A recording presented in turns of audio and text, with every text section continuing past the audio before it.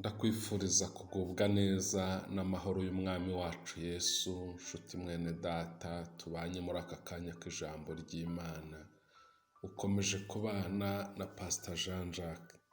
Ndagira ngo dusome ijambo ry'Imana muri Zaburi ya 27. Tugiye gusoma umurongo wa mbere tugeze ku murongo wa 3. Uwiteka niwe mucyo wanjye n'agakiza kanjye, nzatinya nde? Uwiteka niwe gihome gikingira ubugingo bwanjye, ninde uzampinza umushyitsi? Ubwo abanyabyaha bantereraga kumaraho, ari bo banzi banjye n'ababisha banjye, barasitaye baragwa. Naho ingabo zabambira amahema kuntera, umutima wanjye ntuzatinya. Naho intambara yambaho, no muri yo nzakomeza umutima. Amen.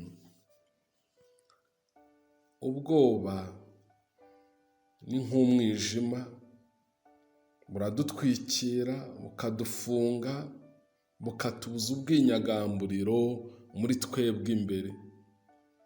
Nibaza ko buri muntu ku giti cye yaba yaragize umunsi afatwa n'ubwoba butewe no gutabwa, cyangwa se butewe no kugubwa gitumo n'ibyo atumva. Bushobora se no guterwa no gushidikanya, akabura icyo afata n'icyo areka, cyangwa se bugaterwa n'indwara, nk'uko bushobora no guterwa n'urupfu rw'uwo yizeraga cyangwa se yakundaga. Impamvu iyo ari yo yose yadutera ubwoba izatsindwa nidushyira ibyiringiro byacu muri Kristo, isoko y'agakiza kacu. Iyi Zaburi ya Dawidi avugamo ibyiringiro bitanyeganyega bigirwa n'uwubatse ku Uwiteka. Tujye tuzirikana ko ari we mucyo wacu mu gihe cy'umwijima, akaba n'agakiza kacu mu gihe cyose tugabweho igitero. Kuba wagira abakurega ibinyoma nta gitangaza kirimo, nk'uko Dawidi yabagize hano bavuga, kuko ariyo kamere y'abantu. Ahubwo wowe menya gusaba Imana kukuburanira no kubihanagura, aho gutakaza umwanya wisobanura unarushaho gukomereka mu mutima.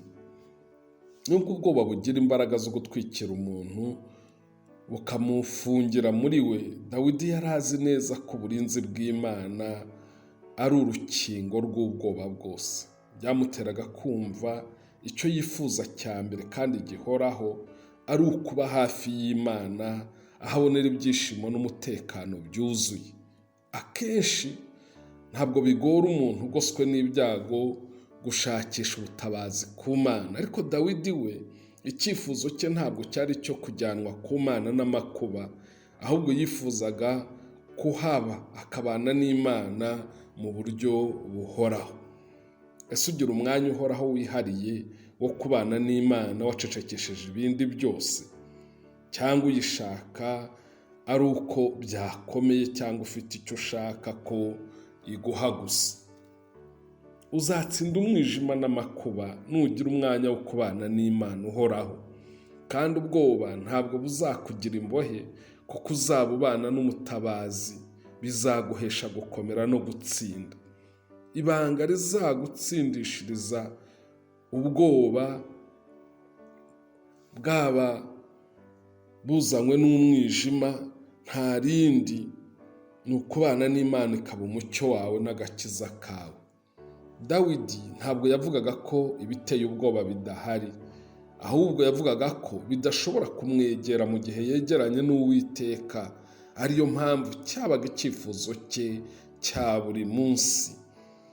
Kimwe nawe niwegerana n'Uwiteka ukabigira ubuzima buhoraho, ntabwo ibiteye ubwoba bizakwegera, kuko mu Mana, cyangwa se aho Imana iri, nta bwoba buhegera. Jya wifuza kuba bugufi bw'Imana, kuko nimubana ibitayegera nawe ntibizakubona, kuko icyubahiro n'ubwiza bwayo bizaba bigukingiye, nk'uko Dawidi yahungiraga mu mucyo w'Uwiteka. Ese inyota yawe niyo kubana nande? Niyo kuba hehe? Niyo kwegerana nandi. Inyota ya Dawidi yo yari iyo kubaho Uwiteka ari, kandi natwe niyo Yesu adusaba kugira, aho agira ati mugume muri jye nanjye ngume muri mwe, nk'uko ishami ritabasha kwera imbuto ubwaryo ritagumye mu muzabibu, niko namwe mutabibasha nimutaguma muri jye. Hariya mu butumwa bwiza uko bwanditswe na Yohana 15:4.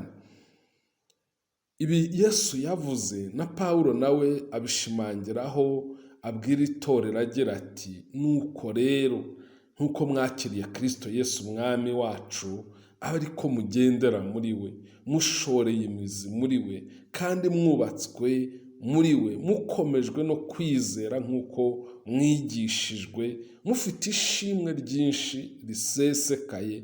Hariya mu Bakolosayi 2:6 kugeza ku 7. Kuguma mu busabane na Kristo bikumara ubwoba kandi bikakuneshereza, kuko utaba urwana ku bwawe, ahubwo Kristo wanesheje niwe urwana mu mwanya wawe.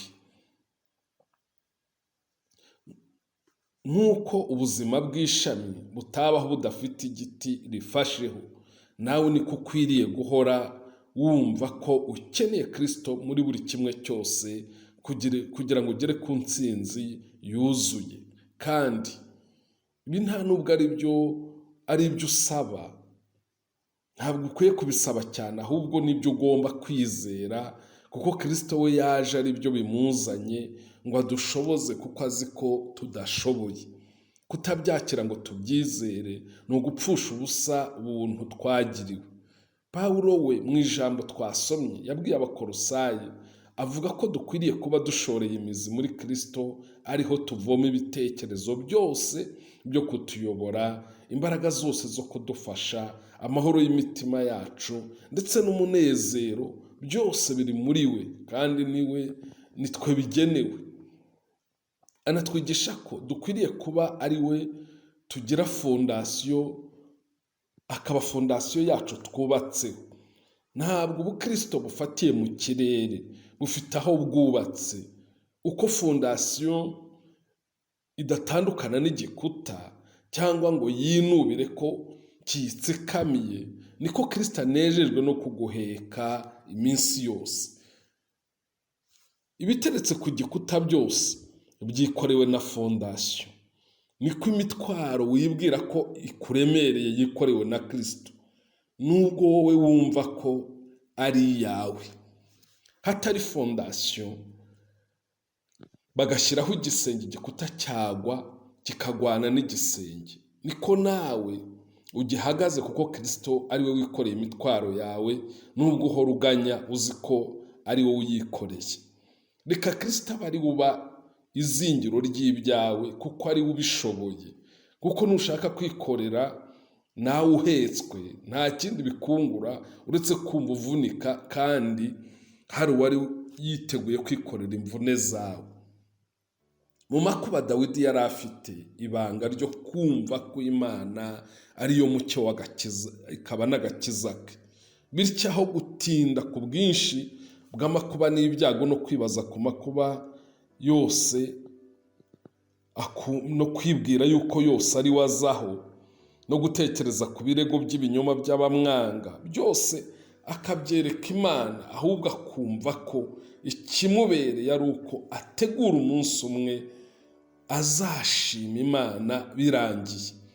Niko twasomye muri iyi Zaburi ya 27 agira ati n'ubu umutwe wanjye uzashyirwa hejuru y'abanzi banjye bangose, ntambire ibitambo by'ibyishimo mu ihema rye ndirimbe, ni koko nzaririmba ishimwe ry'Uwiteka.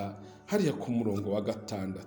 Nshuti mwene data, Dawidi ni urugero rwiza rwo gutsinda ubwoba bwo mu isi, wubaka kuri Kristo umucyo wawe n'agakiza kawe. Kubw'ibyo ubwoba nibushire, Kristo yaranesheje. Haleluya! Imana iguhe umugisha, ikugirire neza, ikurebe neza, kandi ushire ubwoba, wishimire ko ushoreye imizi muri Kristo, mu izina rya Yesu. Amen.